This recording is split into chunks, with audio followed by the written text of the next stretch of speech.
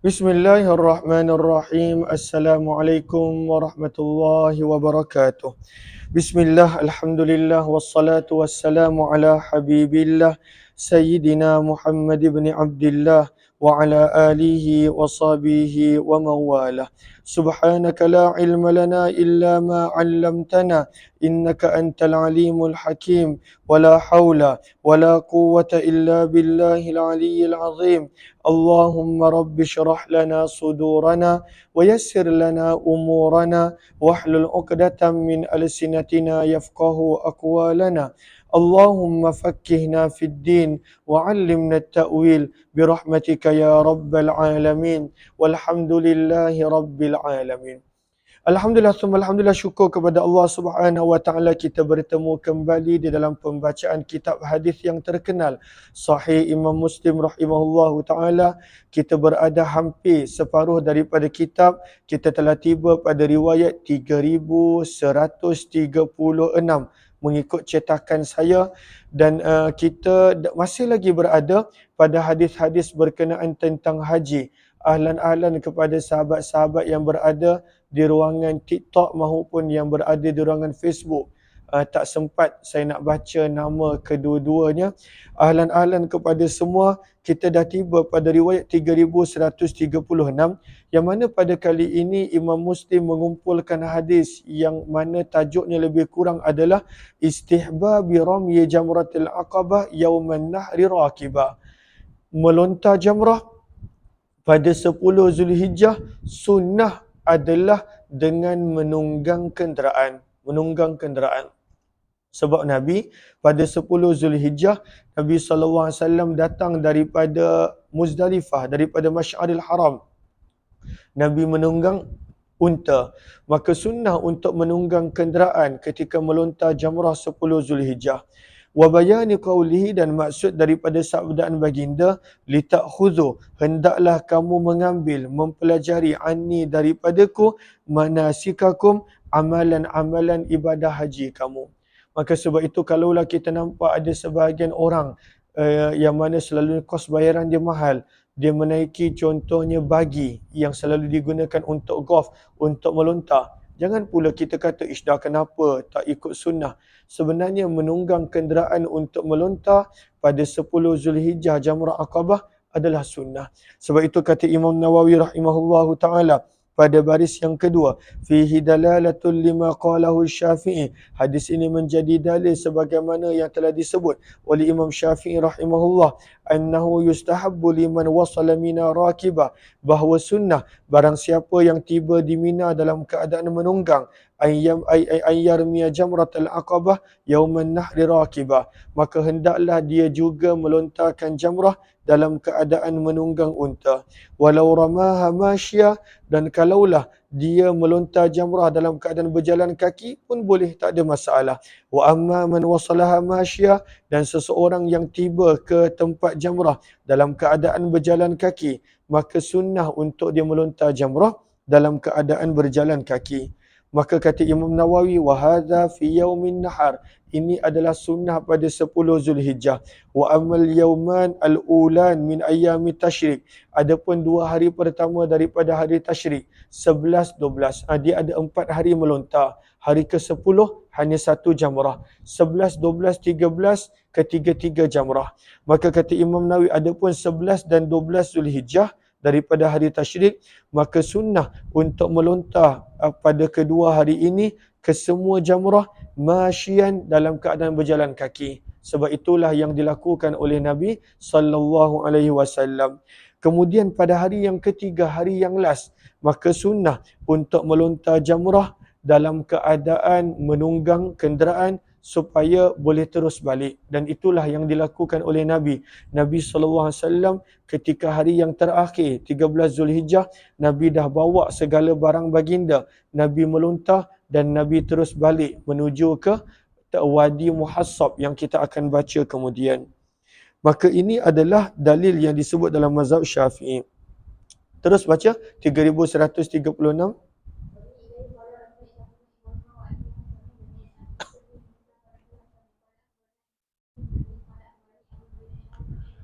Jabir radhiyallahu taala anhu telah berkata, "Ra'aitu Nabi, aku telah melihat Nabi sallallahu alaihi wasallam yarmi, melontar ala rahil, melontar jamrah di atas unta baginda. Yauman nahar, pada 10 Zulhijjah, wa yaqulu, seraya baginda bersabda, litakhudhu manasikakum, belajarlah kamu cara ibadah haji kamu, fa inni la adri, kerana sesungguhnya aku tidak tahu, la'alli, berkemungkinan daku, la ahujju, tidak dapat menunaikan haji, ba'da hajjati hadhi, selepas daripada haji ini." Dan itulah yang berlaku, haji ini adalah haji yang terakhir untuk baginda Nabi sallallahu alaihi wasallam.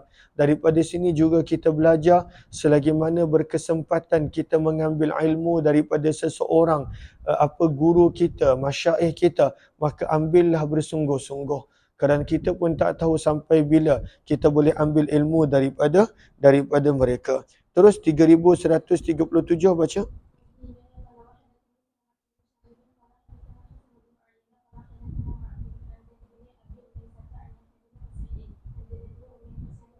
Daripada Ummul Husain radhiyallahu anhuma, beliau berkata, aku telah mendengar beliau iaitu Ummul Husain berkata, hajjatu ma'a Rasulillah, aku telah menunaikan haji bersama dengan Nabi sallallahu alaihi wasallam hajjatul wada' pada hari perpisahan. Faraaituhu, maka aku telah melihat Nabi hina rama jamratul aqabah, sewaktu baginda melontar jamrah Aqabah.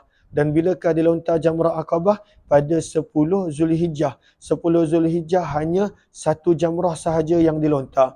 Wansarafa, dan baginda telah beredar, wa huwa ala rahilati, dalam keadaan baginda menunggang unta baginda, kenderaan baginda. Maka hadis ini juga jelas bahawa Nabi melontar jamrah Aqabah pada 10 Zulhijjah dalam keadaan menunggang unta baginda. Bersama dengan baginda adanya Bilal radhiyallahu anhu dan Usama bin Zaid radhiyallahu anhuma. Ahaduhuma yaqudu bihi rahilatah, salah seorang daripada mereka menuntun, menarik unta Nabi, wal akhar, sementara yang lain, rafi'un thawbah, mengangkat kainnya di atas kepala Nabi, minasyamsi, memberi tuduhan kepada Nabi daripada terik matahari. Maka apakah hukum menutup? Kalau zaman kita pakai payung lah contohnya, pakai payung yang tak bersentuhan dengan kepala untuk lelaki yang berada dalam keadaan ihram. Tutup kepala kita tahu tak boleh. Antara larangan ihram, orang lelaki tak boleh tutup kepala.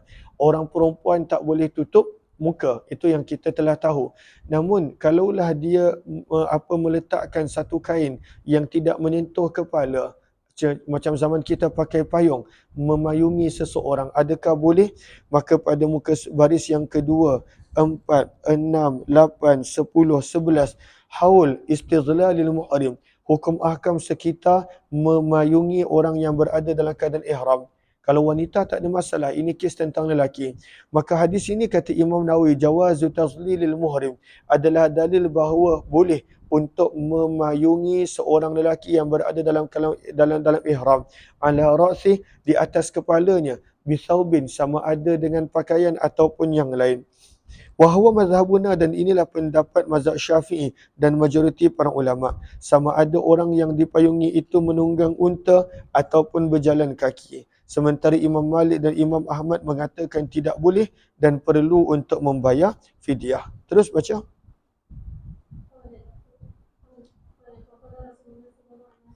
Maka Nabi SAW pun bersabda, Nabi SAW telah bersabda, qaulan katsira, dengan ucapan yang begitu banyak. Namun antara yang aku telah mendengar daripada baginda, kata Ummul Husain, in ummira alaikum, sekiranya dilantik menjadi pemerintah kamu, abdun, seorang hamba sekalipun. Zaman dulu kasta yang paling rendah, kedudukan yang paling rendah adalah hamba. Tapi Nabi pesan, kalaulah yang menjadi pemimpin kamu adalah hamba sekalipun, mujadda, yang terputus anggota badan dia, bermaksud cacat, statusnya rendah, zahirnya pun pada waktu itu cacat, sabda Nabi. Walaupun begitu, hasibtuha qalat aswad, hatta kalaulah warna kulitnya hitam sekalipun, yaqudukum, yang mana beliau memimpin kamu dengan kitab Allah Ta'ala, fasma'u lahu wa ati'u, maka dengarlah kepadanya dan taatlah. Maka hadis ini menunjukkan, kata para ulama, dalil untuk mentaati para pemimpin, selagi mana pemimpin tersebut tidak memimpin bertentangan dengan kitab Allah Subhanahu wa taala. 3138 baca hadis dia. Kuat sikit suara. Daripada Ummu Husain yang merupakan nenek kepada Yahya bin Husain. Beliau berkata, hajjajtu ma'an Nabi, aku telah menunaikan haji bersama dengan Nabi SAW pada Hajjatul Wada', haji perpisahan. Fara'aitu Usama wa Bilal, maka aku telah melihat Usama bin Zaid dan Bilal bin Rabah radhiyallahu anhum.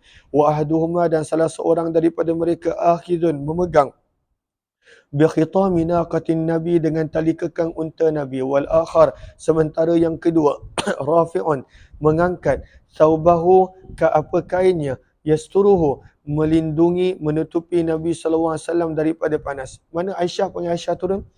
Hatta rama jamratul aqabah, sehingga baginda Nabi SAW telah selesai melontar jamrah. Seorang memegang tali kekang unta Nabi, seorang lagi menutupi, memayungi Nabi SAW daripada panas. Qala Muslim, wasmu Abi Abdurrahim Khalid ibn Abi Yazid wa huwa Khal Muhammad bin Salamah rawa anhu Waqi' wal Hajjajul A'war. Bab yang seterusnya, hadis 3139, adalah berkenaan tentang tajuk sunnah untuk batu lontaran jamrah. Kadarnya adalah hasal khazaf, kadar batu kerikil yang kecil. Al-khazaf maksudnya adalah ar-ramyu. Orang-orang dulu mereka menggunakan batu yang kecil untuk bermain lontaran. Maka Nabi SAW menerangkan bahawa kadar, jangan pegang sekejap, kadar lontaran jamrah tersebut mestilah batu yang kecil. Tadi kata nak turun, tak turun pun. Ha? Dah ikat dah. Tengok kau ikat macam mana. Ikat sendiri kan. Tak sikat dulu.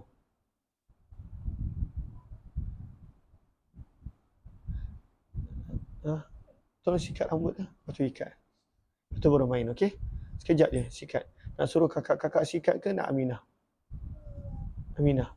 Sikat rambut dah. Okay, sikat, lepas tu ikat. Okey, maka apakah kadar dia? Kadar dia, kata para ulama, Allahumma salli ala sayyidina Muhammad, pada baris yang pertama, kata Imam Nawawi rahimahullahu taala, fihi dalilun ala istihbabi kaunil hasa fi hadzal qadar. Hadis ini menjadi dalil bahawa itulah sepatutnya kadar lontaran batu jamrah. Dia taklah terlalu besar. Dia taklah terlalu besar. Contohnya saiz tapak tangan, tak. Dia taklah terlalu besar. Kadarnya adalah kadar hasal khazaf. Dan apakah kadar hasal khazaf? Maka kata para ulama, wa huwa ka qadri habbatil baqilla. Kadarnya adalah seperti Allahumma salli ala sayyidina Muhammad, seperti kacang parang. Kacang parang. Lalu kadar dia seperti kacang parang.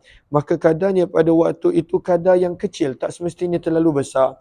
Namun kata Imam Nawawi, walau rama bi akbar, kalaulah melontar dengan batu yang lebih besar ataupun lebih kecil daripada saiz kacang parang, jaza pun boleh, walaupun terdapat makruh. Makruh. Sunnahnya adalah batu yang sebesar kacang parang.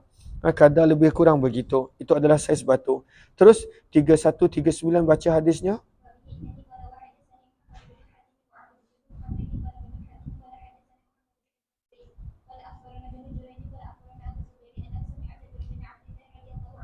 Jabir bin Abdullah radhiyallahu ta'ala telah berkata, ra'aitun Nabi, aku telah melihat Nabi sallallahu alaihi wasallam ramal jamrah, telah melontar di jamrah, bimisli, dengan kadar batu, hasal khazaf, yang digunakan untuk permainan melontar. Maksudnya batu yang kecil yang biasa digunakan oleh kanak-kanak pada zaman itu. Tapi hadis ini bukanlah menunjukkan keharusan boleh untuk bermain baling batu. Bahkan Nabi tidak suka seseorang yang melakukan permainan membaling batu, kerana ini boleh mencederakan orang lain.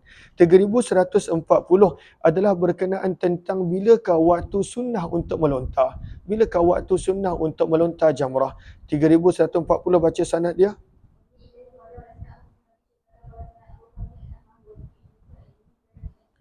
Daripada Jabir radhiyallahu taala anhu, beliau berkata, rama Rasulullah, Nabi sallallahu alaihi wasallam telah melontar jamrah pada 10 Zulhijjah. Kita tahu ada 4 hari melontar. 10 Zulhijjah hanya satu jamrah iaitu jamrah Aqabah sahaja. 11, 12, 13 Zulhijjah, baki 3 hari, maka ketiga-tiga jamrah akan dilontar.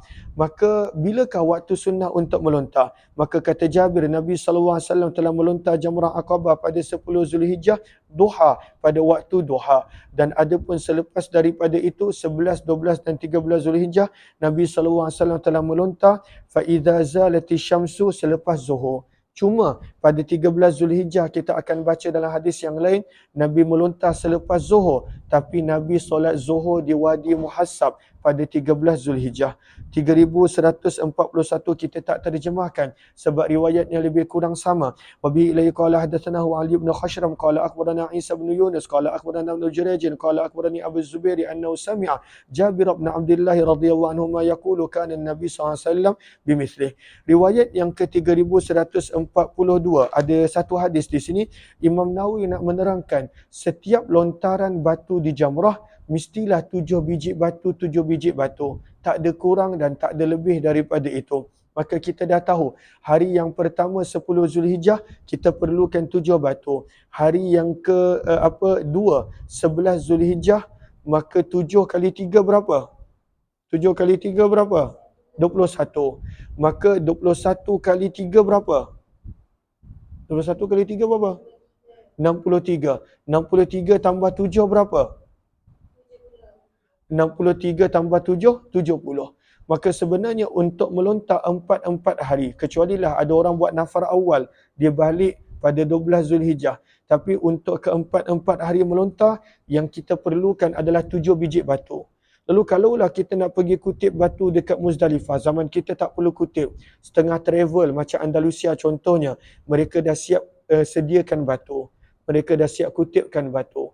Tapi kalau bermula tahun ini dengan ketika COVID, tapi kalaulah pergi tahun lepas, maka selalunya kena kutip sendiri. Maka kalaulah kutip batu, kalaulah kita nak kutip batu yang besar-besar, 70 biji batu, macam mana kita nak bawa? Sebab itu sunnahnya adalah batu yang kecil-kecil, kadar kacang parang sahaja. Itulah batu yang dilontar oleh Nabi SAW. Sebab kita nak bawa 70 biji batu. Dan kadang-kadang kita bawa lebih sedikit. Takut ada batu yang kita baling tak masuk dalam kawasan lontar. Sebab kita kena baling daripada jauh sebab ramai orang. Maka kita lebihlah sedikit, 75 dan seumpamanya. Maka nak menerangkan kadar bahawa lontaran setiap jamrah adalah 7 biji batu, 7 biji batu. Baca sanad dia 3142, laju sikit, kuat sikit suara.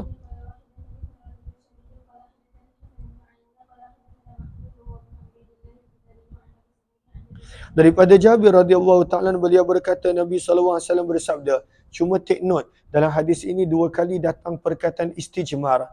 Maka para ulama cadangkan, istijmar ni ada banyak makna. Maka pada yang istijmar pertama diterjemahkan sebagai beristinja dengan batu. Sementara pada istijmar yang kedua, ianya bermaksud membakar bukhur. Membakar bukhur. Dan kalaulah kita pergi ke Madinah pun, kalau kita sempat berada di Raudah sebelum subuh, mereka memang bakar bukhur di dalam Raudah, di dalam Masjid Nabawi. Itu adalah sunnah, membakar bukhur. Maka al-istijmar, maka sabda Nabi SAW, beristinja dengan batu. Tawun, bilangannya adalah bilangan batu yang ganjil. Waramyul jimar, melontar jamrah. Tawun, bilangan batu ni adalah bilangan yang ganjil, iaitu 7 biji batu. Wasa'yu baina Safa wal Marwah, melakukan sa'i di antara Safa dan Marwah. Tawun, bilangannya pun adalah ganjil, iaitu 7 pusingan. Wattawafu, melakukan tawaf di Baitullah. Tawun, bilangannya pun adalah ganjil, iaitu 7 pusingan. Fa'iza stajmara, maka apabila salah seorang daripada kamu membakar bukhur, falyastajmir, maka hendaklah dia membakar dengan bukhur dengan jumlah yang tawun, dengan jumlah yang ganjil. Maka ini ada dicatatkan pada Hasyiah nombor 1, al-istijmar yahtamilu indi fi wujuhi takrir, berkemungkinan di sisiku apabila perkataan istijmar dibawa 2 kali, maka diletakkan istijmar yang pertama untuk makna istinja dengan batu, wa fil mawdi'il akhar ala tabakhtur, dan ia istijmar pada tempat yang kedua diterjemahkan sebagai membakar bukhur. Jumpa ke tak tu? maka gariskan. Terus riwayat yang seterusnya, riwayat 3143 berkenaan tentang bila kita dah selesai melontar jamrah, maka antaranya adalah bercukur.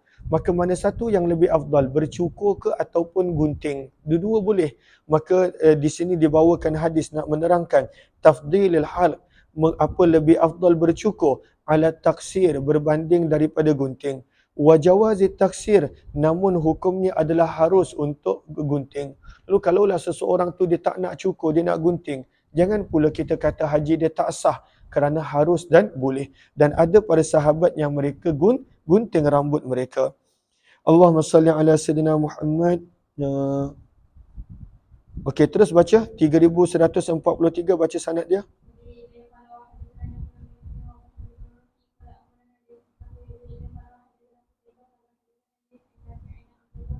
Abdullah bin Umar radhiyallahu taala berkata, halaqa Rasulullah, Nabi SAW telah mencukur kepala baginda, wa halaqa ta'ifatun min ashabi, dan sebahagian daripada para sahabat baginda turut bercukur, wa qassara ba'duhum, dan sebahagian para sahabat mereka telah menggunting. Berkata Abdullah bin Umar, inna Rasulullah, sesungguhnya baginda Nabi SAW telah berdoa, rahimallahul muhalliqin, semoga Allah merahmati mereka yang bercukur sekali ataupun dua kali. Kemudian barulah baginda bersabda wal muqassirin, ya Allah rahmatilah orang yang bergunting. Bererti kata para ulama, Nabi mendoakan beberapa kali ganda lebih orang yang bercukur berbanding daripada orang yang gunting, menunjukkan kelebihan bercukur ketika selesai melakukan ibadah haji. 3144 baca.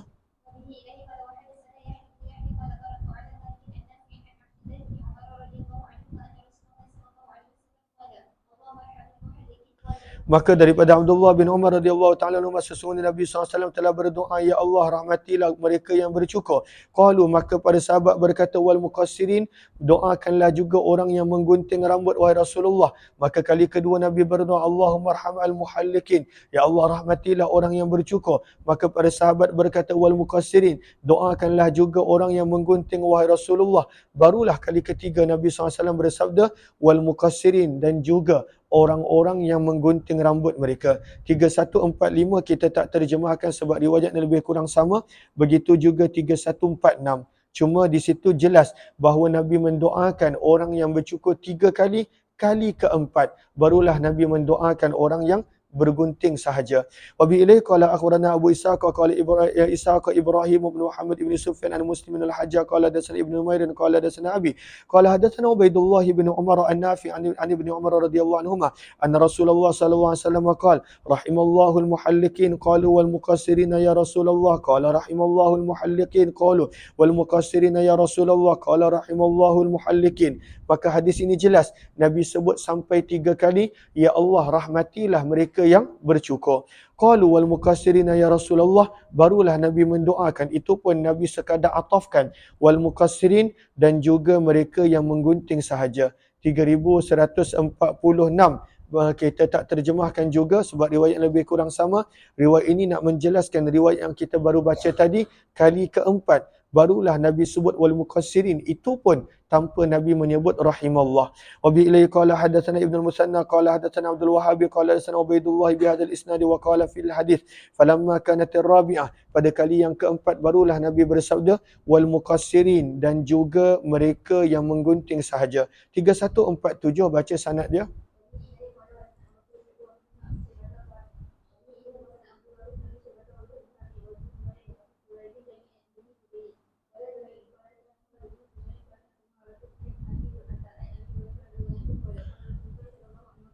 Nabi SAW telah berdoa untuk orang yang bercukur, Allahumma firlil muhallikin, ya Allah ampunilah. Maka dibaca hadis ini, bawakan hadis ini dalam sebahagian doa, dalam sebahagian riwayat Nabi mendoakan keampunan, dalam sebahagian riwayat Nabi mendoakan rahmat.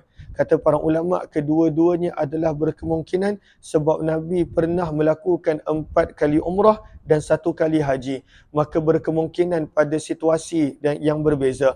Maka Nabi mendoakan, ya Allah ampunilah mereka yang bercukur. Pada sahabat berkata, wahai utusan Allah, dan doakanlah juga orang yang menggunting. Maka Nabi doa kali kedua, ya Allah ampunilah orang yang bercukur. Mereka berkata, ya Rasulullah, wahai utusan Allah, walil muqassirin, muqassirin, doakanlah juga orang yang gunting. Maka Nabi doa kali ketiga, Allahumma fir lil muhallikin, ya Allah ampunilah mereka yang bercukur. Maka para sahabat berkata, wahai utusan Allah, walil muqassirin, dan doakanlah juga orang yang menggunting. Barulah kali keempat Nabi mendoakan walil muqassirin, begitu juga mereka yang gunting. 3148 kita tak terjemahkan sebab riwayat lebih kurang sama. Wa bi ilai qala hadatsani Umayyah bin Bistamin qala hadatsana Yazid bin Zura'in qala hadatsana Ruhun an al-Ala'i an abihi an Abi Hurairah radhiyallahu anhu Nabi sallallahu alaihi wasallam bimakna hadis Abi Zur'ah an Abi Hurairah. 3149 baca. Cuma hadis ini nak diterangkan bahawa antara waktu yang Nabi doa begini adalah ketika Hajjatul Wada'. 3149. Terus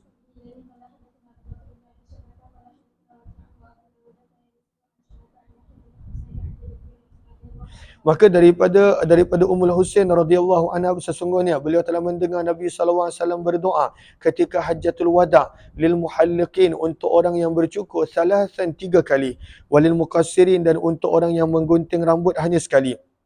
Walam yakul waqi'un fi Hajjatil Wada'. 3150 lebih kurang sama, nak menerangkan bahawa Nabi sallallahu alaihi wasallam sendiri pada Hajjatul Wada' halaqa ra'sah, baginda telah mencukur rambut baginda. Baca 3150.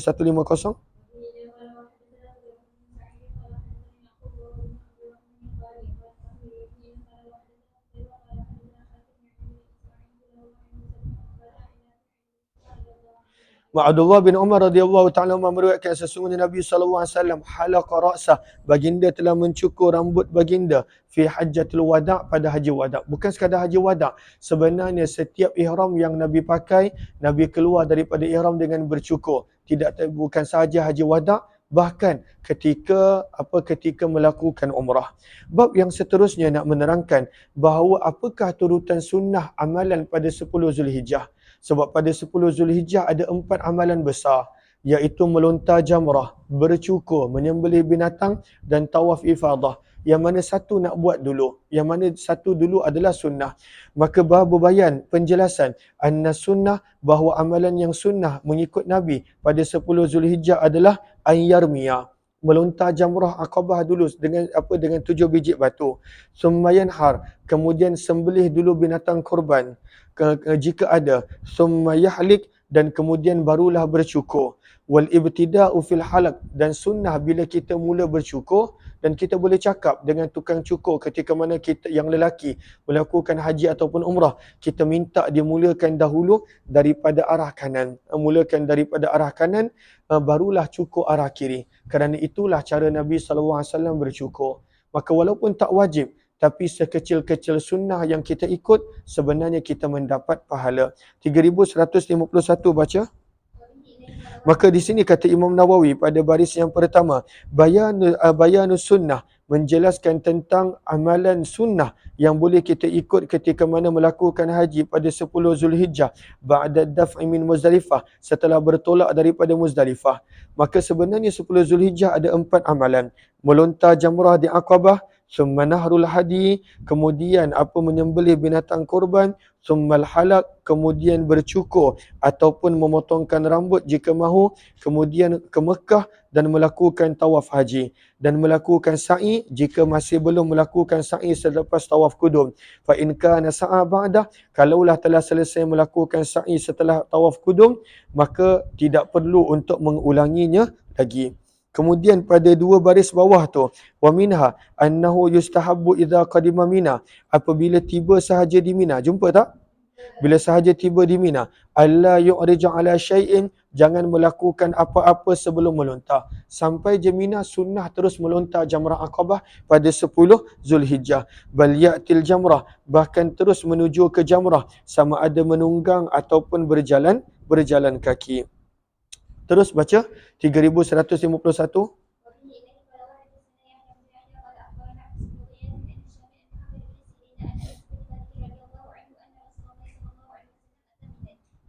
Maka Nabi SAW telah datang ke Mina. Maka apa Nabi buat dulu bila sampai ke Mina? Maka hadis ini menjelaskan. Dan inilah turutan sunnah yang patut kita ikut kalau kita buat haji. Sebab kita buat haji bukan setiap tahun macam umrah. Kita buat haji hanya seumur hidup sekali. Kecualilah kalau ada yang berpeluang menjadi mutawif ataupun ada travel sendiri, maka boleh pergi setiap tahun, ataupun ada kekayaan mampu pergi setiap tahun. Dan itu tak salah, bagus. Sebab Abdullah bin Umar pun melakukan haji setiap tahun. Fa'atal jamrah, walaupun ada yang berpandangan maka tak perlu pergi haji banyak kali, maka sponsor orang lain untuk pergi haji. Tapi sebenarnya orang yang pergi haji setiap tahun pun tak salah, sebab itu adalah amalan sahabat Nabi Abdullah bin Umar radhiyallahu taala anhuma. Maka Nabi SAW bila tiba di Mina, fa'atal jamrah, maka baginda telah datang ke jamrah, faramaha, dan baginda telah melontar di jamrah Aqabah. Kemudian baginda telah pergi ke tempat baginda di Mina, di kemah baginda di Mina, wa nahara, dan baginda telah melakukan nahar, menyembelih unta di situ. Summa qala, kemudian baginda bersabda kepada tukang cukur, khudh, cukurlah daripada sini. Dan Nabi mengisyaratkan kepada bahagian kanan kepala baginda, summal aisar, kemudian barulah bahagian kiri. Summa ja'ala, kemudian baginda mula memberi rambut baginda kepada orang ramai. Dan inilah menjadi dalil kata para ulama, kenapa rambut Nabi ada banyak pada simpanan orang. Sebab pada waktu haji, Nabi berikan kepada setiap orang sehelai ataupun dua helai. Apakah dalil sehelai ataupun dua helai? Nanti pada riwayat yang kita bakal baca. Nabi bagi pada setiap orang sehelai dua helai, sehelai dua helai. Dan Nabi bagi kepada Abu Talha separuh bahagian kiri rambut Nabi. Sebab anak tirinya Anas bin Malik adalah orang yang banyak berkhidmat kepada Nabi. 3152 baca sanadnya. Laju dan kuat terus.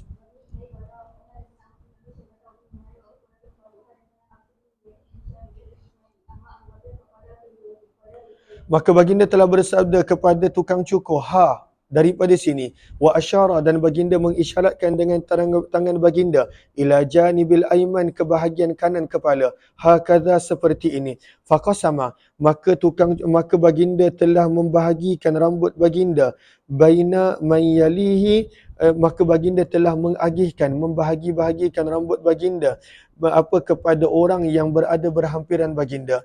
Qala, berkata perawi, summa asyara, kemudian baginda mengisyaratkan kepada tukang cukur, wa ila janibil aisar, kepada arah kiri rambut baginda. Fahalaqah, maka dia telah cukurkan rambut kiri baginda, maka baginda telah berikan kepada Ummu Sulaim. Dalam riwayat yang lain kita baca Abu Talha.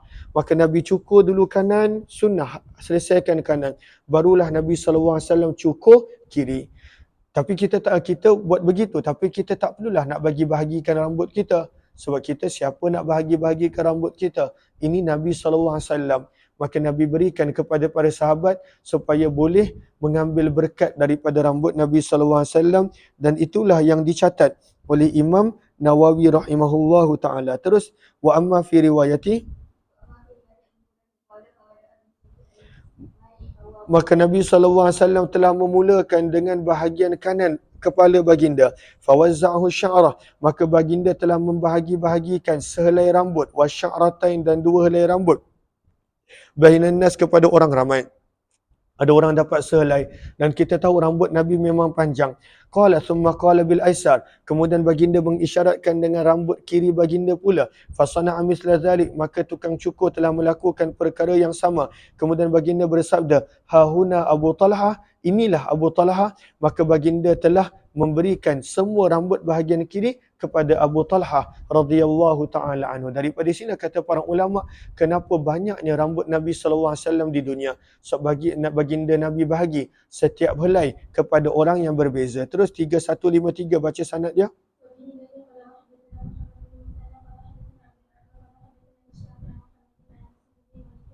Daripada Anas bin Malik radhiyallahu anhu, sesungguhnya Nabi SAW ramah jamratul Aqabah, ketika telah selesai melontar jamrah Aqabah, ini pada 10 Zulhijjah.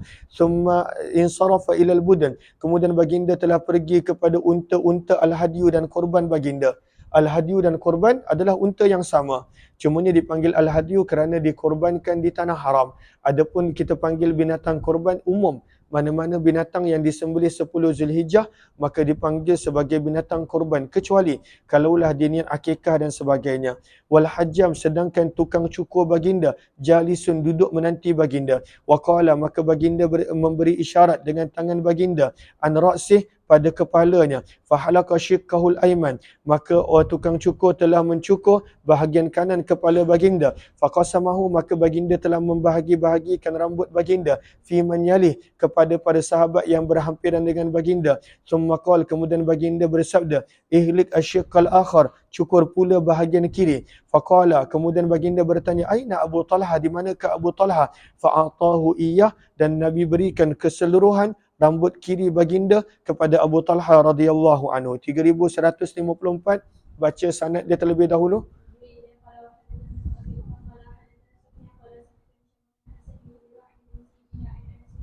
Daripada Anas bin Malik radhiyallahu anhu, beliau berkata, lamma rama Rasulullah, ketika baginda telah selesai melontar jamrah, al-jamrah maksudnya jamrah Aqabah, wa nahara nusukah, baginda telah selesai menyembelih unta korban baginda, wa halaqa, dan baginda telah selesai mencukur rambut baginda, nawalal halik, maka baginda telah memberikan bahagian kanan kepala baginda untuk dicukur. Fahalakah, maka telah dicukur. Summa da'a Aba Talha, dukung Atiyah tu. Summa da'a Aba Talha, kemudian Abu Talha telah dipanggil, Al-Ansari radhiyallahu anhu, maka baginda telah memberikan kepada Abu Talha fa'atahu iya. Summa nawalahu syiqqal aisar, kemudian baginda telah memberikan bahagian kiri kepala baginda, maka baginda pun bersabda, cukurlah. Fahalakah, kemudian baginda telah mencukurnya, maka Nabi SAW telah memberikan kepada Abu Talha seraya berkata, iksimhu bainan nas, bahagi-bahagikanlah di antara manusia. Maka cuma hadis ini ada sedikit perbezaan. Nabi bahagi kedua-duanya kepada Abu Talha, tapi sebenarnya kata para ulama tidaklah ada perbezaan. Sebenarnya kedua-dua bahagian rambut Nabi bagi kepada Abu Talha, cuma yang satu bahagian setengah Nabi suruh Abu Talha sendiri agih-agihkan, yang lagi satu terpulang Abu Talha nak buat apa dengan rambut Nabi SAW tersebut. Bab yang seterusnya, Imam Muslim mula membawakan hadis yang banyak berkenaan tentang jawaz boleh taqdimi zabah, mendahulukan penyembelihan. Sebab kita tahu turutan dia, kalau Nabi buat jamrah dulu, melontar jamrah dulu, Aqabah, kemudian sembelih binatang, kemudian cukur, kemudian tawaf ifadah. Cuma hadis yang bakal kita baca yang banyak ini adalah Nabi nak menerangkan bahawa semua pada waktu itu boleh. Boleh. Nak mendahulukan mana satu boleh. Daripada 4 amalan ini, nak mendahulu mana pun adalah boleh. Mana-mana daripada 4 amalan ini dibuat 2, maka jadilah tahallul awal. Dia dah boleh buat semua benda kecuali jima' dan muqaddimah jima'. Itu dipanggil tahallul awal. Daripada 13 pantang larang, hanya boleh buat 11, 2 lagi masih tak boleh. Tapi bila dah buat ketiga-tiganya, maka pada waktu itu barulah menjadi tahallul tsani. Barulah keluar daripada ihram sepenuhnya. Sebab itu dibawakan tajuk di sini, jawazi taqdimi zabah, harus untuk mendahulukan penyembelihan sebelum daripada melontar. Kalaulah ikut sunnah Nabi, melontar dulu barulah sembelih. Tapi nak mendahulukan sembelih dulu tidak ada masalah. Wal halqi ala zabah, nak bercukur dulu sebelum daripada menyembelih. Wal halqi ala zabah wa ala ramyi, nak bercukur dulu sebelum daripada sembelih dan sebelum daripada melontar. Wa taqdimi tawaf, bahkan kalaulah nak mendahulukan tawaf daripada sebelum semua ini pun pada waktu itu adalah boleh. Maka contoh, ada orang itu bila dia tinggalkan Muzdalifah pada waktu malam, dia tak pergi melontar dulu, dia pergi tawaf dulu sebab Mekah kosong waktu itu. Maka adakah boleh? Jawapan dia adalah boleh. Sebab itu kata Imam Nawawi rahimahullahu ta'ala, qad sabaqa fil bab, telah berulang kali disebut bahawa amalan pada 10 Zulhijjah ada 4. Melontar jamrah, menyembelih binatang, bercukur, melakukan tawaf haji. Wa anna sunnah, dan sunnahnya adalah mengikut seperti tertib yang disebutkan tadi. Maksudnya adalah melontar jamrah dulu, kemudian sembelih binatang dulu, kemudian cukur, kemudian barulah tawaf haji. Namun kata Imam Nawawi, falau khalafa wa qaddama ba'daha ala ba'din, kalaulah pada waktu itu didahulukan yang kemudian dan dikemudiankan yang awal, jaza, maka adalah boleh. Wala fidyata, dan tidak perlu membayar fidyah. Lihadil ahadis, kerana hadis-hadis yang bakal kita baca.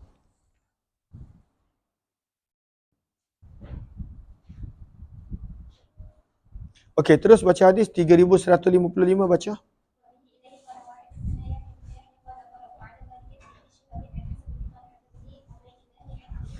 Daripada sahabat Nabi Abdullah bin Amr ibn Al-As radhiyallahu anhu, beliau berkata, waqafa Rasulullah, Nabi sallallahu alaihi wasallam telah berada, Nabi telah berdiri, Nabi telah berada di atas unta baginda fi hajjatil wada', pada haji wada' di Mina, linnas yas'aluna, supaya orang ramai boleh bertanya kepada Nabi. Lalu orang ramai boleh bertanya kepada Nabi soalan. Dan itulah bagusnya, kalaulah seorang pembimbing, maka dia berada pada 10 Zulhijjah untuk orang ramai bertanya. Takut-takut ada sebarang kemusykilan sebelum meninggalkan Mina.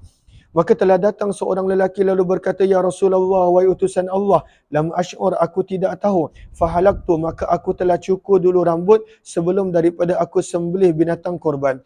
Maka baginda bersabda, idbah, sembelihlah, wala haraj, dan tidak ada sebarang masalah. Thumma ja'ahu rajulun akhar, datang pula orang yang kedua lalu berkata, wahai utusan Allah, lam ash'ur, aku tidak tahu, fanahartu, maka aku telah sembelih dulu binatang sebelum aku melontar jamrah. Maka baginda bersabda, irmi, lontarlah jamrah, wala haraj, dan tidak ada sebarang masalah. Qala, berkata perawi, famasu ila Rasulullah, maka tidaklah ditanya Nabi SAW an syai'in, tentang sesuatu, quddima, yang didahulukan, wala ukhira, ataupun dilewatkan, kecuali baginda akan menjawab, if'al, lakukanlah, wala haraj, dan tidak ada masalah.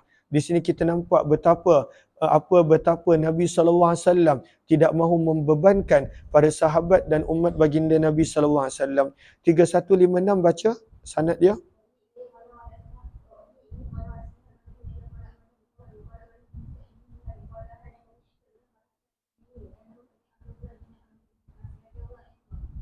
Maka Abdullah bin Amr ibn Al-As radhiyallahu anhu berkata, waqafa Rasulullah, Nabi SAW telah berada ala rahilati, di atas tunggangan baginda. Maka hadis ni lebih jelas. Maksud waqafa bukanlah Nabi berdiri di atas kaki, tapi Nabi kekal berada di atas unta baginda. Sebab itu tadi diterjemahkan Nabi berdiri di atas unta, kerana hadis ini menjelaskan. Fatafiqah, maka telah mula orang ramai bertanya kepada Nabi SAW. Fayaqulul qail, maka ada yang berkata di antara orang ramai, ya Rasulullah, wahai utusan Allah, inni lam akun ash'ur, sesungguhnya aku tidak tahu, anna ramya, bahawa perbuatan melontar jamrah adalah sebelum sembelih. Fanahartu, lalu aku telah sembelih dahulu sebelum melontar. Maka baginda bersabda, farmi, maka lontarlah sekarang, wala haraj, dan tidak ada sebarang masalah.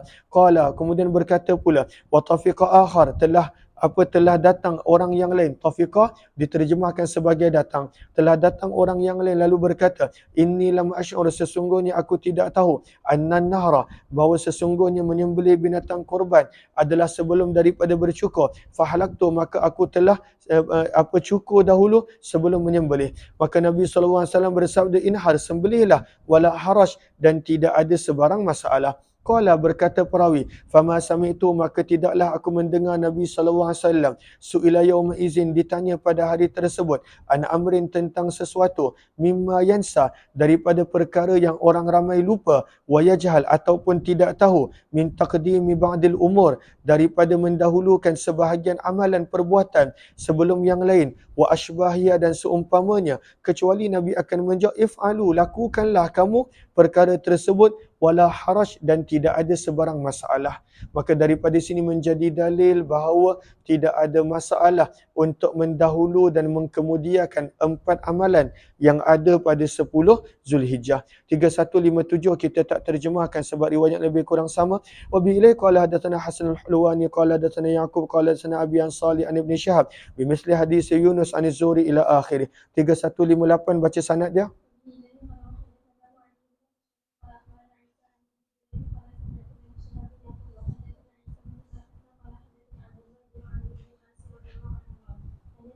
Sedang Nabi SAW menyampaikan khutbah pada hari nahar. Maka maksud daripada menyampaikan khutbah ini juga, kata para ulama, boleh memberi maksud pada waktu itu Nabi menjawab soalan. Itu yang ada pada baris yang ketiga. Wa innama fihi annahu waqafa wa su'ila. Maka maksud daripada menyampaikan khutbah adalah Nabi SAW menjawab soalan. Kenapa? Kerana menyampaikan khutbah sebenarnya adalah selepas zuhur yang sunnah, dan itu yang dilakukan Nabi. Sebab itu pada baris yang kelima, kata Imam Nawawi, adadu khutabil haj, jumlah keseluruhan khutbah haji yang kita dah pernah baca juga sebelum ini, Maka dalam mazhab Syafi'i ada 4 yang sunnah. Ketika mana di Mekah di sisi Kaabah pada 7 Zulhijjah. Kemudian yang kedua ketika di Namirah pada 8 Zulhijjah. Yang ketiga ketika di Mina pada 10 Zulhijjah. Dan yang keempat ketika di Mina pada 12 Zulhijjah. Maka ini adalah sunnah khutbah yang sunnah, dan semua khutbah ini adalah Allahumma salli ala Sayyidina Muhammad dilakukan selepas Zuhur kecuali di Namirah, maka dilakukan sebelum daripada Zuhur. Terus baca sanad dia. Maka seorang lelaki telah berdiri kepada Nabi lalu bertanya, ma kuntu ahsib, aku tidak menyangka wahai Rasulullah anna kadza wa kadza, bahawa amalan haji sepatutnya begitu begini, namun aku telah melakukan begitu begini. Summa jaa akhar, kemudian datang pula orang yang lalu berkata, wahai Rasulullah kuntu ahsib, sesungguhnya aku menyangka anna kadza qabla kadza, bahawa amalan haji itu adalah sebelum amalan ini. Lihaula'i thalathat, tentang 3 perkara. Apakah 3 perkara? Melontar jamrah, menyembelih dan cukur. Maka baginda pun bersabda, if'al wala haraj, buatlah, tidak ada sebarang masalah. Maka untuk amalan-amalan haji pada 10 Zulhijjah tidak ada sebarang masalah nak mendahulukan mana dan nak mengemudiankan yang mana. 3159 yang ini kita tak terjemahkan sebab riwayatnya lebih kurang sama. Wa bi ilai qala hadatsana wa Abdullah bin Humaid qala hadatsana Muhammad bin Bakr tawil wa bi ilai qala Sa'id bin Yahya al-Umawi qala hadatsani abi jami'an an Ibn Jurayj bi hadzal isnad amma riwayat Ibn Bakr fa riwayat Isa illa qawla li haula'i thalathah wa li haula'i thalath fa innahu lam yadhkur dhalika wa amma Yahya al-Umawi fa fi riwayati halaqtu qabla an anhar nahartu qabla an armi wa ashbaha dhalik. 3160 baca sanad dia.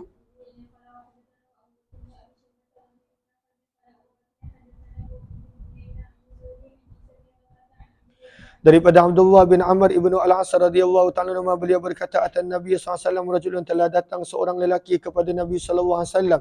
Faqala, maka lelaki tersebut telah bertanya, halaktu, ini amalan pada 10 Zulhijjah yang kita sebut ada 4 amalan. Maka dia berkata, aku bercukur dulu. Kalaulah ikut turutan sunnah Nabi, bercukur nombor berapa? Nombor 3, setelah daripada melontar, setelah daripada sembelih binatang baru bercukur. Tapi dia pergi cukur dulu sebelum dia menyembelih binatang. Maka baginda bersabda, fazbah, maka sembelihlah binatang sekarang, wala haraj, dan tidak ada masalah. Qala, kemudian ada pula orang lain berkata, zabahtu, aku telah sembelih binatang sebelum aku melontar jamrah. Maka baginda bersabda, irmi, maka lontarlah jamrah dan tidak ada sebarang masalah. Terus 3161 baca sanad dia. Riwayatnya lebih kurang sama, kita tak terjemahkan. Wa bi ilai qala hadatsana Ibnu Abi Umar wa Abdul Humaid bin Abdul Razzaq an Ma'mar an Zuri bi hadzal isnad ra'aitu Rasulullah sallallahu alaihi wasallam ala naqa bi Mina. Ini kita dah sebut 3 kali dah bahawa cara Nabi menjawab soalan di Mina adalah Nabi berada di atas unta baginda. Maka mana-mana maksud hadis waqafa bukanlah berdiri, sebaliknya baginda kekal berada di atas unta baginda. Faja'ahu rajulun bi makna hadis Ibnu Uyainah, baki hadis adalah lebih kurang sama. 3162 baca.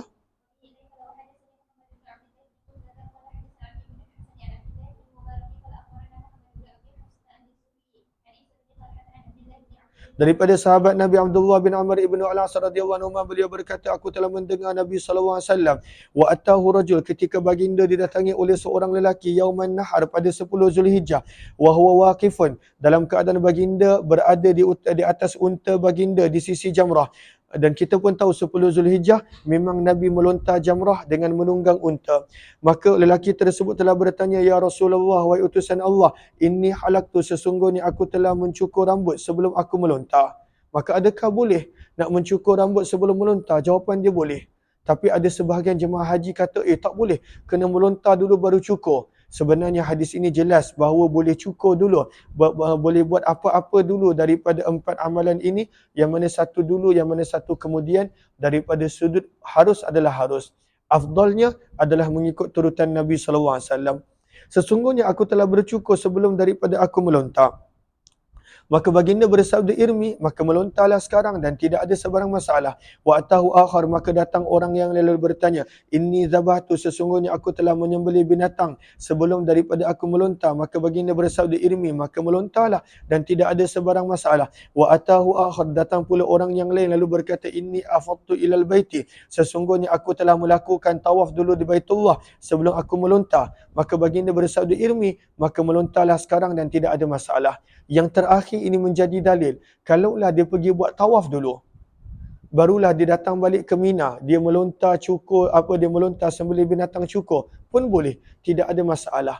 Maka keempat-empat amalan ini boleh didahulukan mana yang boleh, mana yang nak, dan dikemudiankan. Dia kemudiankan mana yang nak.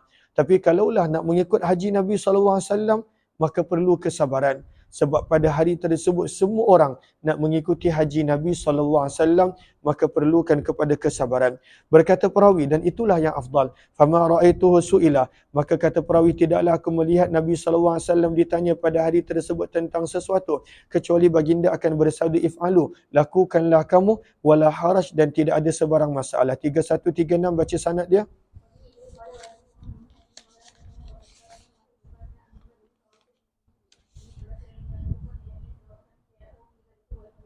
Daripada Abdullah bin Abbas radhiyallahu anhu, sesungguhnya Nabi SAW telah ditanya berkenaan tentang zabah, penyembelihan binatang korban, wal halak, dan juga Allahumma salli ala sayyidina, bercukur, melontar jamrah, dan berkenaan tentang mendahulukan sesuatu amalan, melewatkan sesuatu amalan, tidak mengikut turutan.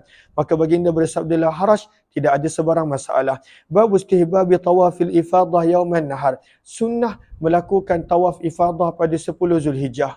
Kalaulah seseorang itu buat setelah hari tasyrik pun tak ada masalah. Afdalnya, sunnahnya, maka Nabi buat pada 10 Zulhijjah. Sebab itu pada baris yang ketiga, kata Imam Nawawi, fa in akharahu, pada baris yang ketiga, tajuk yang baru, fa in akharahu, jika seseorang itu melewatkan tawaf haji, tawaf ifadah, wa fa'alahu, dan dia buat hanya pada hari tasyrik, ajza'ahu, mencukupi, wala dama alaihi bil ijma', dan tidak perlu untuk membayar dam. Begitu juga, fa in akharahu, jika seseorang itu melewatkan tawaf ifadah sehingga setelah selesai hari tasyrik, dia buat kemudian, wa atabihi ba'daha, dan dia buat setelah selesai hari tasyrik, pun pada waktu itu tidak ada masalah dan tidak perlu untuk membayar sebarang dam. Istihbab tawafil ifadah, sunnah melakukan tawaf ifadah yang juga dikenali sebagai tawaf rukun, tawaf haji, dan juga beberapa nama yang lain, sunnah untuk dilakukan pada Yaumun Nahar 10 Zulhijjah. Terus baca hadis.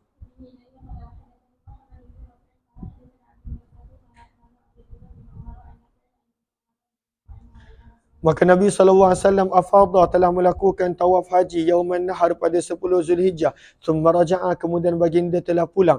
Fasalla zuhra bimina, dan Nabi telah menunaikan solat zuhur di Mina.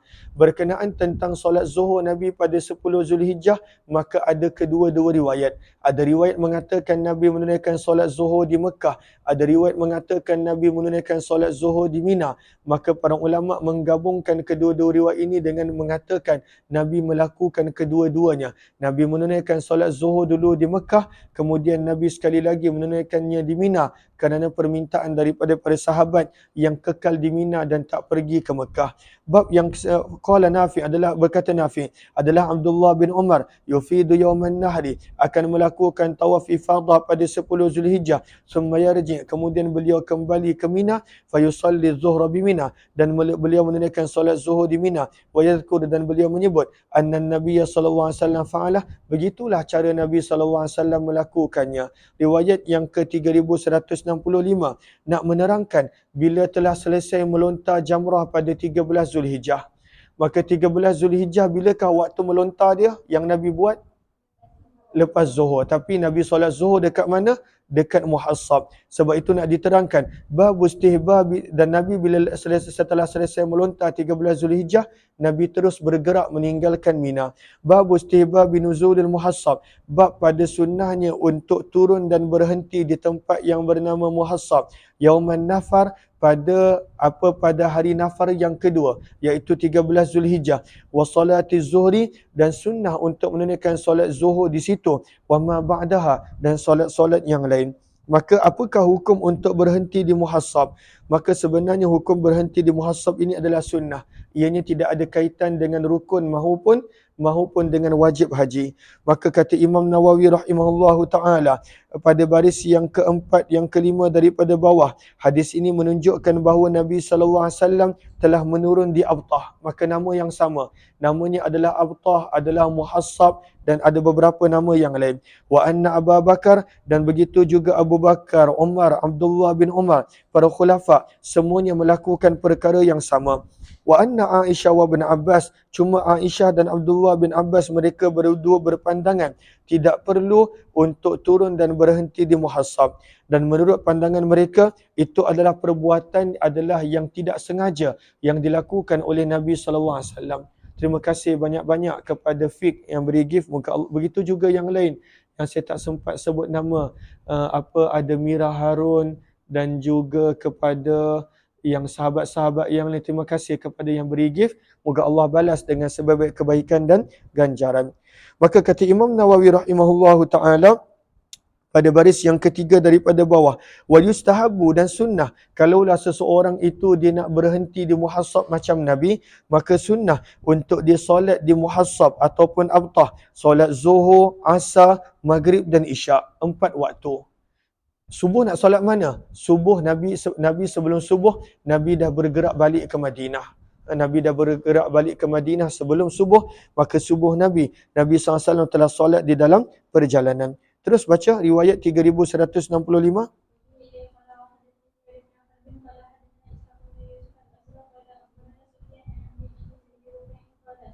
Maka Abdul Aziz bin Rufai telah berkata, Sa'altu Anas bin Malik, aku telah bertanya kepada sahabat Nabi Anas bin Malik radhiyallahu anhu. Qultu, aku telah berkata, akhbirni bi syai'in, khabarkanlah kepadaku dengan sesuatu. Aqaltahu ay hafiztahu, yang kamu masih ingat tentang Nabi sallallahu alaihi wasallam.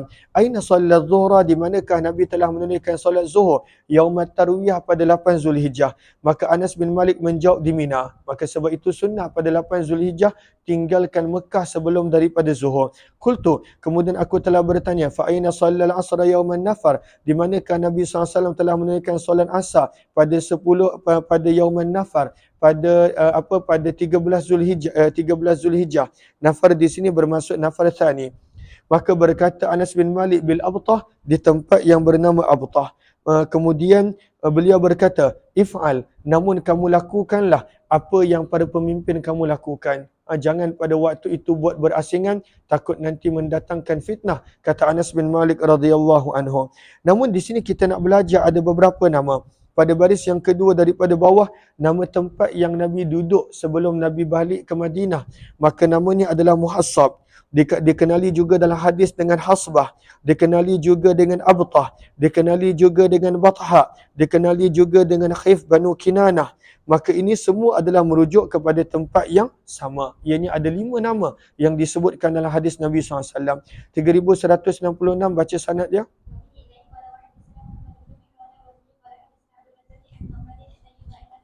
Daripada Abdullah bin Umar radhiyallahu taala, sesungguhnya Nabi sallallahu alaihi wasallam wa Abu Bakar wa Umar, dan Abu Bakar dan Umar, mereka semua yang zilun berhenti berehat di Abtah. Sebelum Nabi sallallahu alaihi wasallam balik ke Madinah, mereka berehat dan solat 4 waktu di Abtah. 3167 bahkan Nabi melakukan haji tawaf wada pun daripada Abtah, seperti riwayat Aisyah yang kita dah baca sebelum ini. 3167 baca sanad dia.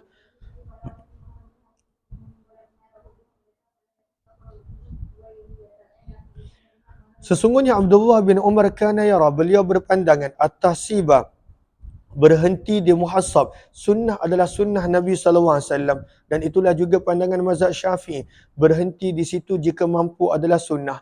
Wa kana yusalli zuhra, dan Nabi SAW telah menunaikan solat zuhur yauman nafar, pada hari nafar tsani, iaitu 13 Zulhijjah, di Hasbah. Berkata Nafi, qad hassaba Rasulullah, telah berhenti berehat di Hasbah Nabi SAW dan para khulafa selepas baginda. 3168 baca riwayat dia. Ini pandangan Aisyah. Aisyah Dan seperti yang kita tahu, Abdullah bin Abbas mereka mengatakan tak sunnah. Tapi dalam mazhab Syafi'i, Imam Syafi'i memilih pandangan Abdullah bin Umar dan juga majoriti para sahabat yang mengatakan itu adalah sunnah Nabi SAW. 3168 baca.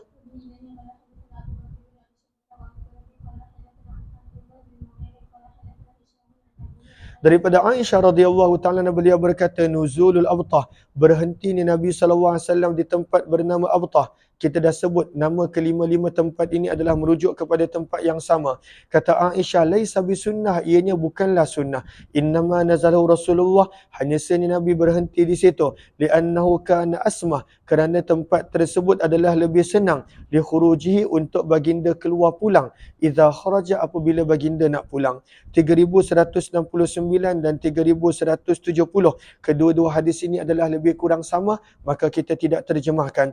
Wa bi ilai qala hadatsanahu Abu Bakr bin Abi Syaibah qala hadatsana Hafs bin Ghiyath tahwil bi ilai qala hadatsani Abu Rabi' qala hadatsana Hammad ya'ni ibn Zaid tahwil bi ilai qala hadatsana Abu Kamil qala hadatsana Yazid bin Zurain qala hadatsana Habib bin al-Muallim kulluhum an Hisham bi hadzal isnad mislah. 3170 lebih kurang sama pun kita tidak terjemahkan. Wa bi ilai qala hadatsana Abdul Humaid qala akhbarana Abdul Razzaq qala akhbarana Ma'mar an Zuri an Salim anna Abu Bakr wa Umar wa ibn Umar radhiyallahu ta'ala anhum kanu yanziluna al-Abtah. Qala Az-Zuhri wa akhbarani Urbatu an Aisyah radhiyallahu anha annaha lam takun taf'al. Aisyah tidak melakukan perkara begitu, iaitu Aisyah tidak berhenti di Abtah. Wa qalat, dan Aisyah berkata, innama nazalahu Rasulullah, hanya sahaja Nabi SAW turun berhenti di Abtah, li'annahu kana manzilan, kerana ianya adalah satu tempat asmah li khurujih, yang lebih senang untuk baginda keluar ketika balik. 3171 baca sanad dia. Terus ini pandangan Abdullah bin Abbas yang senada dengan Aisyah. Namun majoriti para sahabat dan pandangan Imam Syafi'i bahawa sunnah untuk turun berhenti di Abtah jika mampu. Terus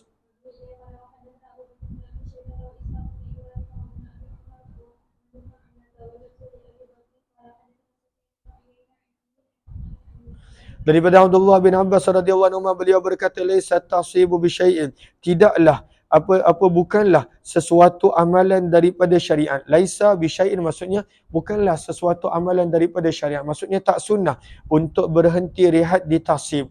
Innama huwa manzilun, hanya sahaja itu adalah sebuah tempat yang Nabi SAW berhenti rehat.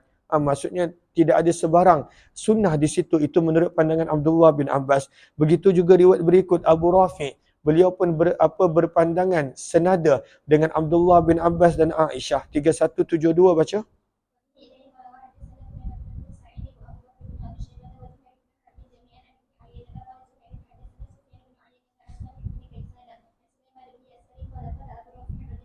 Maka Abu Rafi', siapakah Abu Rafi'? Beliau dan isterinya adalah hamba yang Nabi SAW telah merdekakan, dan beliau banyak berkhidmat kepada Nabi SAW. Abu Rafi' telah berkata, lam ya'murni, Nabi SAW tidak menyuruhku an anzila, untuk aku berhenti rehat di Abtah ketika baginda keluar daripada Mina. Walakinni, kata Abu Rafi', akan tetapi akulah jitu, yang aku telah datang ke tempat tersebut. Fadarabtu, lalu aku telah mendirikan kemah baginda di situ. Faja'a, maka baginda pun datang, dan baginda telah turun berhenti rehat di situ. Qala Abu Bakr fi riwayati Salih qala sami'tu Sulaiman bin Yasar wa fi riwayati Qutaibah qala an Abi Rafi' wa kana ala thaqalin Nabi, dan adalah Abu Rafi' seorang beliau adalah orang yang bertanggungjawab menjaga barang-barang Nabi SAW. 3173 baca sanad dia. Maka diterangkan apa sebab Nabi berhenti di Muhassab. Kerana Muhassab ini adalah tempat ketika orang Quraisy mereka berkumpul dan berpakat, bersumpah untuk mereka kurung Nabi dan keluarga Nabi di lembah Abu Talib yang memakan masa sampai 3 tahun. Maka tempat mereka menandatangan perjanjian tersebut adalah di tempat ini. Maka sebab itu sebahagian para ulama sirah berpandangan Nabi sengaja berhenti di sini. Nabi nak mengingatkan, inilah dulu tempat di mana orang Quraisy mereka berkumpul untuk mereka pada waktu itu menyakiti Nabi SAW dan keluarga Nabi. Namun Allah telah berikan kemuliaan kepada Nabi, di mana Nabi dalam keadaan yang begitu kemenangan, Nabi berhenti dan berehat di tempat yang sama. Terus 3173.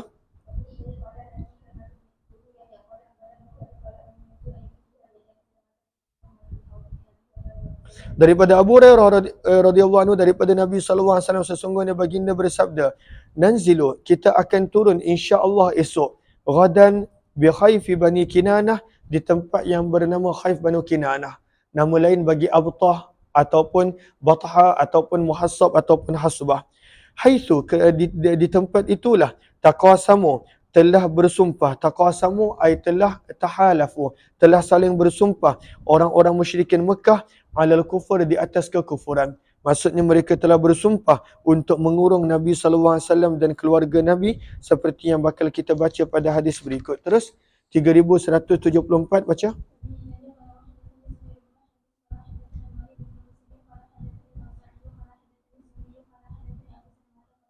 Abu Hurairah radhiyallahu taala berkata bahawa Nabi SAW telah bersabda kepada kami, wa nahnu bi Mina, sewaktu kami di Mina lagi, naziluna ghada, kita akan berhenti rehat di suatu tempat yang dikenali sebagai Khayf Banu Kinanah, haitsu taqasamu, di situlah tempat berlakunya saling bersumpah orang-orang Quraisy di atas kekufuran. Maka perawi menerangkan wadzalika, dan perkara itu adalah sesungguhnya orang Quraisy dan Banu Kinanah halafat, mereka telah bersumpah ala Bani Hashim, untuk mereka memerangi Banu Hashim dan Banu Muttalib, alla yunakihuhum, bahawa mereka tidak akan membenarkan sesiapa pun mengahwini keluarga Banu Hashim dan Banu Muttalib, wala yubayi'uhum, tidak ada sesiapa yang boleh berjual beli dengan mereka sehingga mereka menyerahkan kepada orang Quraisy Nabi SAW, dan ini berlaku di tempat yang dikenal sebagai Al-Muhassab. 3175 baca.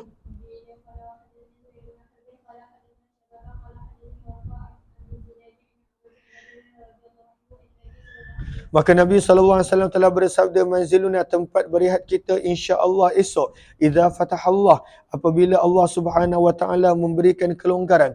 Al-Khayf adalah Al-Khayf, haitsu taqasamu al-kufur, di mana orang musyrikin Mekah mereka telah bersumpah di atas kekufuran untuk menyakiti Nabi SAW. Kita akan sambung 3172 pada jam 3 petang insya-Allah. Terima kasih semua, jumpa lagi.